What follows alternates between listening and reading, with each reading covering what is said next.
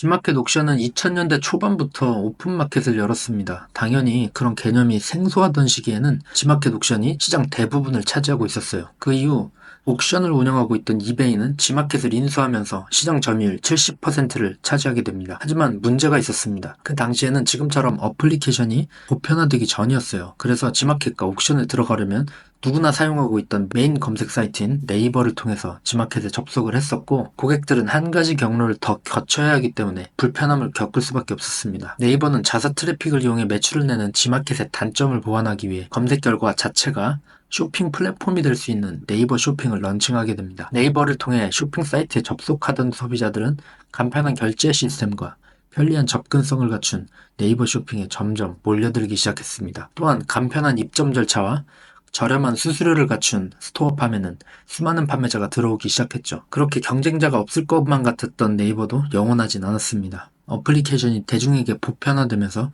쿠팡이 두각을 나타내기 시작합니다. 쿠팡은 정기 결제를 하는 모든 고객들에게 무료 배송을 제공했습니다. 그러자 사람들의 입소문에 오르기 시작했고, 어느새 이용자 수가 기하급수적으로 늘었습니다. 그 이후 수많은 트래픽을 보유하게 된 쿠팡은 물류센터 확장을 목표로 합니다. 지금은 우리가 당연하게 생각하는 로켓 배송이 탄생했습니다. 다음날 배송을 받게 되는 혁신적인 시스템은 쿠팡을 이커머스 시장 점유율 1위로 만들어줍니다. 당연히 수많은 유저가 사용하는 플랫폼에 셀러들도 입점하지 않을 이유가 없었습니다. 2010년 이커머스 시장의 초창기부터 현재까지의 과정을 간략하게 정리해봤는데요. 이런 과정을 자세히 들여다보면 시장의 규모는 즉 사용자 수입니다. 다른 말로는 트래픽이라고 할 수 있습니다. 네이버는 메인 검색 사이트로서의 자체 트래픽을 유입으로 만들었고, 그걸 피하기 위해 쿠팡은 어플리케이션이 보편화된 시기에 자사 유저들을 네이버에 검색 없이 유입시키는 전략을 선택했습니다. 이제는 쿠팡뿐만 아니라 많은 스타트업 쇼핑 플랫폼들은 검색이 필요한 자사 사이트보다는 앱을 통해서 고객을 모으고 있습니다. 이러한 상황에서 네이버는 이런 문제를 어떻게 극복하고 있을까요? 네이버는 2020년 대한통운과 3천억 원어치의 주식 사업을 했었는데요. 그 당시에는 어떠한 변화도 없어서 의아하게 생각했었습니다. 그런데 얼마 전 대한통운은 2025년 1월 5일부터 주 7일 배송을 시작한다고 발표했습니다. 이는 쿠팡 로켓 배송을 견제하기 위한 움직임이라고 보여집니다. 마지막 피 터지는 싸움이 시작된다고 볼 수도 있겠습니다. 소비자들에게는 어쩌면 좋은 일일 수 있겠습니다. 그렇다면 우리 셀러들에게는 어떨까요? 셀러들에게도 나쁜 일은 아니라고 생각합니다. 각각 플랫폼들은 경쟁하면서 더 많은 소비자와 판매자를 확보하는 데 노력을 할 것이고, 이것들은 판매자들에게도 혜택이 될 수 있습니다. 그런데 지금 더 중요한 게 있습니다. 아까 말씀드렸듯 중요한 요소는 트래픽이라고 말씀드렸었는데요. 현재 트래픽의 정점을 찍고 있는 곳은 어딜까요?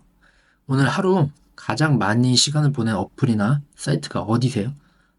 네이버와 쿠팡이 아닙니다. 바로 지금 시청하고 계시는 유튜브입니다. KBS, SBS와 종편 채널 등 모든 방송사들도 각자의 유튜브 채널을 개설했으며, 이제는 뉴스도 프로그램도 TV를 통해 보는 사람들은 줄어들고 있습니다. 기존의 TV 방송은 시청자들과의 소통이 어려웠습니다. 단방향성 방송 중심이었기 때문입니다. 하지만 유튜브는 댓글, 커뮤니티, 라이브 방송을 통해 양방향성 소통이 가능한 플랫폼으로 시청자들에게 더욱더 큰 영향력과 파급력을 주고 있습니다. 이런 영향력과 트래픽을 가진 유튜브는 단순한 광고를 통한 수익에만 만족할 이유가 없었습니다. 현재 가장 많은 트래픽을 보유한 유튜브는 조금 더 많은 매출을 위해 어떤 움직임을 보이고 있을까요? 과거 네이버와 비슷하다고 봅니다. 수많은 트래픽이 링크를 통해 외부 사이트로 빠져나가고 있습니다. 이런 상황을 보면 유튜브는 쇼츠의 링크 삽입을 금지했으며 쇼핑 플랫폼으로서의 진출을 준비하고 있습니다.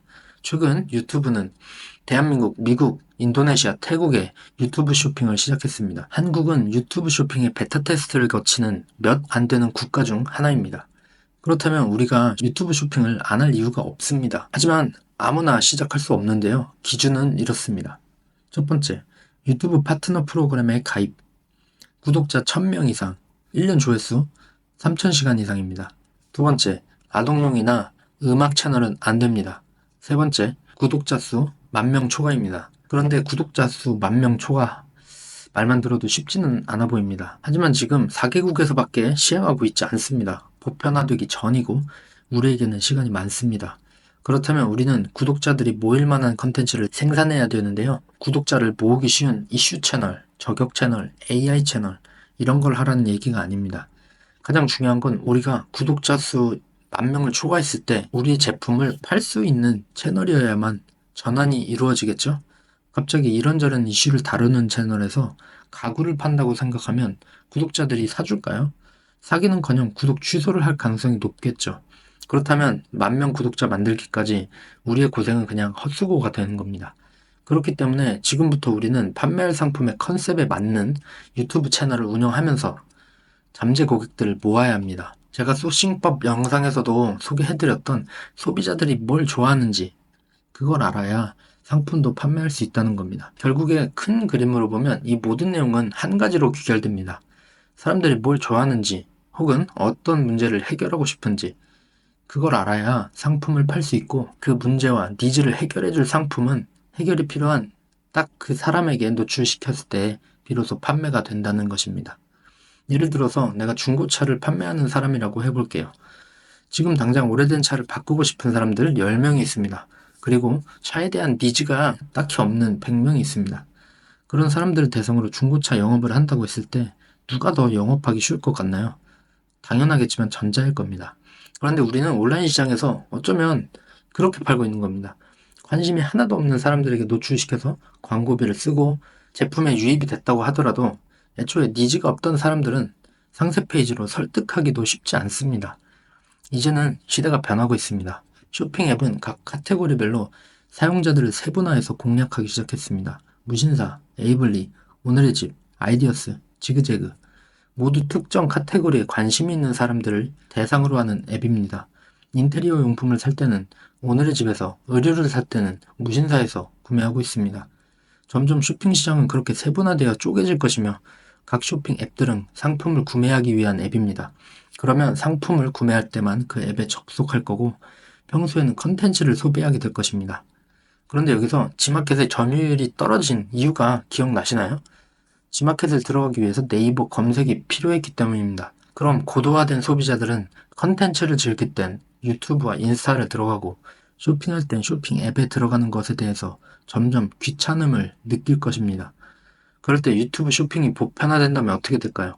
유튜브 쇼핑은 그 귀찮음을 없애는 동시에 컨텐츠 시청과 쇼핑을 같이 할 수 있는 플랫폼이 되는 것입니다. 제가 생각하는 앞으로의 쇼핑 패러다임은 컨텐츠 소비와 쇼핑의 갭이 점점 없어지는 것이라고 생각합니다.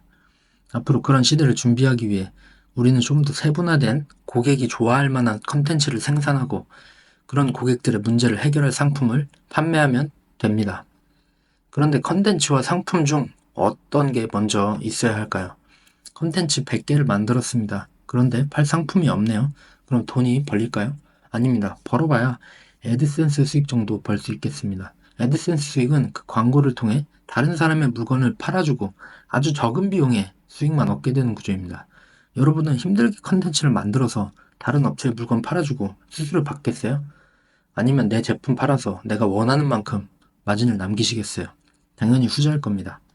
그렇기 때문에 우린 어떤 상품을 팔 것인지 그 상품을 어떻게 팔 건지 정하고 지금 시장의 선두주자인 쿠팡, 네이버 그리고 나머지 플랫폼들에 입점해서 판매를 시작하고 판매의 기초를 쌓아야 합니다. 우리의 뿌리를 단단하게 만들고 성장하며 나아가서 컨텐츠와 쇼핑의 갭이 사라지는 그 시기가 오면 컨텐츠 플랫폼을 통해 우리가 발전시킨 그 제품을 판매하면 된다는 게 오늘 내용의 핵심이었습니다.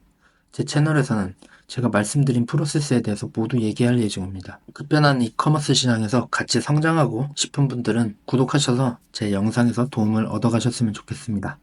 감사합니다.